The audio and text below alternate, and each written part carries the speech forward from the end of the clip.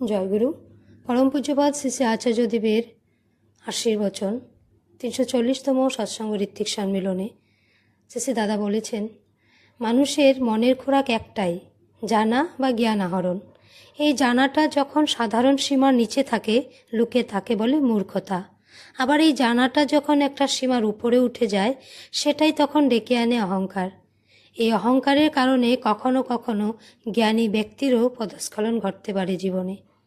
তখন এই বোধ উদয় হয় যে শুধুমাত্র জানা দিয়ে বা জ্ঞান দিয়ে জীবনের ভারসাম্য বজায় রাখা সম্ভব নয়। তাই জ্ঞানী হোক বা মূর্খ, যে মানুষ একটি সুষম জীবনের অধিকারী হতে চায় তাকেই সত্যের অনুসন্ধান করতে হয়, সত্য স্বরূপের অনুসন্ধান করতে হয়। যথার্থ সত্যকে পেতে হলে মানুষকে নিজের জ্ঞানের বিষয়ে বিনম্র হতেই হবে। যা সে আজ অবধি জেনে এসেছে তা নির্ভুল বা ত্রুটিমুক্ত নাও হতে পারে, এই স্বীকৃতি তার অন্তরে থাকতেই হবে। নইলে তার মন কেবল নিজের ভাবনাকেই আঁকড়ে ধরে চলবে। সেই যথার্থ সত্য বা সত্যস্বরূপ কিন্তু চির অধরাই থেকে যাবেন তার কাছে। সত্যস্বরূপের সান্নিধ্যে এলে তখন কি হয়? মানুষের মনের মধ্যে ভালো মন্দের যে বিচারগুলি আগে থেকে বর্তমান ছিল, তাতে সংঘাত সৃষ্টি হয়।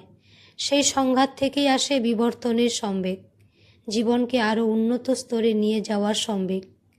আর এই সম্বেগেই জাগিয়ে তুলে দীক্ষা গ্রহণের আকুতি। দীক্ষার পশ্চাৎপদ এইভাবেই নির্মিত হয়। মানুষ অনুভব করে যে সে এতদিন যা জেনে এসেছে তার সম্পূর্ণ ভ্রান্ত হয়তো নয়, কিন্তু তার সেই জানাটা সম্পূর্ণ ত্রুটিমুক্তও নয়, তাতেও সংশোধনের অবকাশ রয়েছে।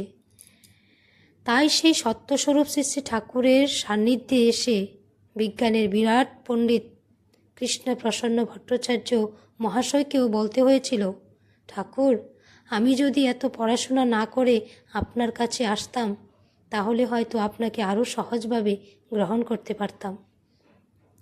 তার কাছে আমরা জ্ঞান গর্বিত হতেই পারি না, তার কাছে আমরা জ্ঞান গর্বিত হতেই পারি না।